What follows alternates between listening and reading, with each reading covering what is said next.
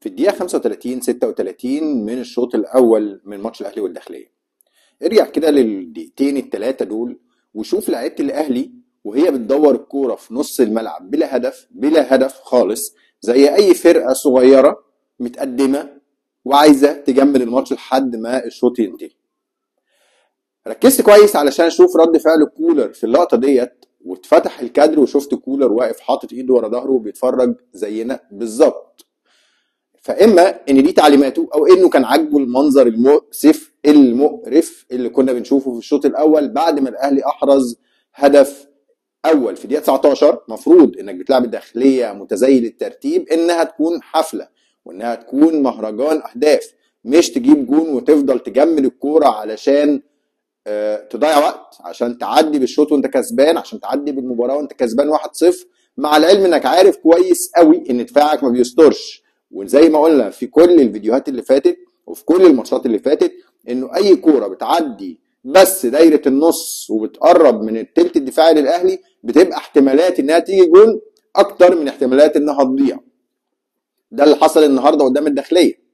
اول كوره، مش هقول لك اول شوطه على شوبير، لا، ده اول كوره تدخل منطقه الجزاء، ما كانش شوطه اصلا. شوبير لحد اللقطه ديت ما كانش ظهر. كوره اترفعت واطيه بلا هدف في منطقه جزاء الاهلي، اول كوره تدخل جوه منطقه جزاء الاهلي بيتصرف ياسر ابراهيم برعونه شديده جدا وبيجيب ضربه جزاء، بتيجي جون وبيتكهرب الماتش وبينتهي الشوط الاول 1-1. اقول لك قبل كده واتكلمنا قبل كده في كولر وازاي الراجل مبدع في انه بيكابر، في انه عايز يثبت وجهة نظره اكتر من انه عايز الاهلي يكسب. عايز يثبت ان هو راجل بيفهم اكتر من حرصه على مصلحة النادي وعلى مصلحة الفرقة. ده حصل واتأكد مرة واثنين وثلاثة وعشرة، اخرها النهاردة وانت بتلعب برضه كريم فؤاد وهو في كل ماتش بيديك اداء اكتر من سيء. ومعذور الراجل، انت دخلته خلاط من باك يمين لطرف جناح وبترجعه تاني تلعبه باك شمال، بيديك اداء دفاعي واداء هجومي تحت الصفر، وبترمي كريم الدبيس كل مره بره ال 18 اصلا، حتى وعمر كمال اللي انت بتوظفه كباك شمال مصاب.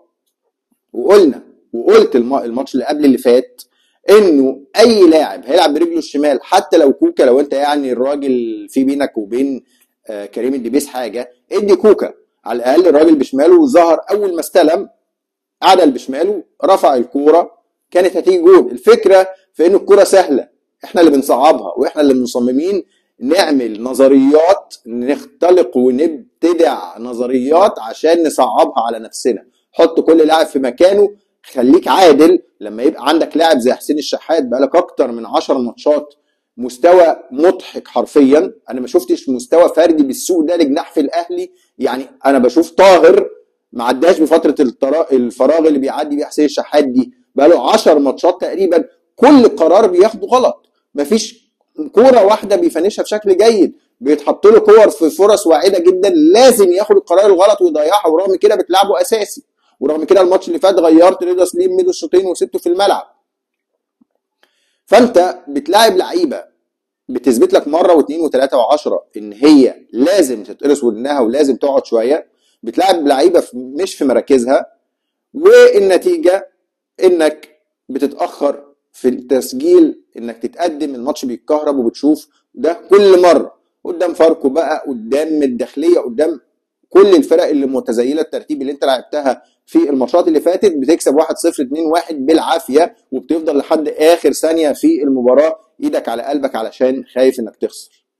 زي ما قلت الماتش اللي قبل اللي فات، انك في ماتشات بتكسبها وانت متضايق، في ماتشات بتكسبها وانت مش مبسوط، مش مستلذ، على راي كابتن محمود بكر الله يرحمه. انا شفت البوست اللي نزلته نورهان الله يرحمها بعد المباراه. كانت نزلت بوست قبل المباراه وارجع كسبان، وارجع فرحان اهلي كسبان. بعد المباراه وقبل دقايق من وفاتها كتبت بوست حزين جدا، قالت انه ولا فرحان ولا حاجه، الاداء زي الزفت. كنت متخيل ان الرساله دي هتوصل للعيبه الاهلي، تقدم افضل اداء عندها علشان تهدي المكسب المرتاح لنورهان، خصوصا انك عندك فرصه مفيش افضل من كده بتلعب الداخليه، يعني عايز ايه تاني؟ لكن صممت انك برضو توصل نفس الفكره، وتوصلك نفس الفكره ازاي اكتر من كده. نورهان الله يرحمها بتقول لك يا حبيبي مش بس انك تكسب، انا واحده جايه من محافظه المنوفيه لاستاد برج العرب في اخر بلاد الدنيا علشان احضر لك ماتش هيخلص الساعه 12 وهفضل اتمرمط في المواصلات، ولا هيخلص الساعه 11 ولا 10 واتمرمط في المواصلات لحد ما اوصل بلدي الساعه 12 ولا 1 بالليل، وانت راكب الاتوبيس زي الباشا وراجع بيتك فرحان وبتقبض اخر الشهر؟ لا، دول ناس بيدفعوا من فلوسهم ومن تحويشتهم ومن مرتباتهم وبيجروا وراك في كل حته علشان يدعموك. فلازم انت يكون عندك شويه الاحساس انك تبسطهم. هم رايحين يتفرجوا على ماتش كوره، مش بس بيجمعوا نقط على فكره. لا، وريهم لقطه حلوه، وريهم اجوان حلوه، وريهم ادائك اللي انت بتاخد عليه فلوس واللي الناس بتدفع فلوس بس علشان تشوفه. لكن مصمم انك تأدي بنفس الموضوع. اتكلمنا عن كولر وقلنا قد ايه هو عنيد وقد ايه هو غلطان، لكن برضو اللعيبه لا تعفى من المسؤوليه.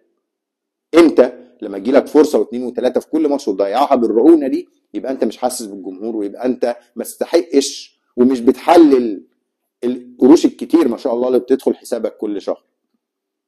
فيا ريت لعيبه الاهلي تعلق كده البوست بتاع نورهان ده في اوضها، وتعرف قد ايه ان في ناس مش عايزه منها اي حاجه، سواء قاعده على القهوه بتدفع حساب الشاي او بتجري وراهم في الاستادات علشان تتفرج عليهم. الناس دي عايزاهم بس يتفرجوا وينبسطوا، وحقهم عليكم انكم تبسطوهم وتمتعوهم. الميزه الوحيده من الماتشات دي انك ما وقعتش فيها نقط بس، كل اللي غير كده عيوب وكل اللي غير كده مساوئ. هتفضل تكمل وتطارد بيراميدز، مش عارفين ماتش الزمالك هيتلعب ولا الزمالك هينسحب ولا ايه اللي هيحصل، بس الاكيد انه في مشكله كبيره فنيه شاورنا عليها ولسه بنشاور. مفيش جمل متحفظه للعيبه، مفيش دور واضح للمدير الفني، كل المميزات السابقه اللي كانت عندك بتفقدها، واهمها الضغط العالي اللي كان بيمنع مواقف خطيره كتيره عن دفاعك. مفيش رتم وايقاع وضغط سريع وضغط عالي وتحولات سريعه ولعب على الطرفين بشكل كويس، واجنحه بتعمل اختراقات ولعيبه بتعرف تلعب بالهيد، مش اي حاجه من ده. فده بيقول لك انك كمدرب دورك صفر. ده اللي لازم كل الناس تفكر فيه، ولازم كل الجهاز الفني للاهلي يراجع الماتشات كده ويشوف هو مبسوط بالمنظر اللي بتظهر عليه اللعيبه وبتظهر عليه الفرقه ده، واللعيبه نفسها تتفرج وتشوف هو ده الشكل اللي راضيين بيه عن نفسهم ولا لا. اشوفكم في حلقه جديده من 90. اشوفكم على خير.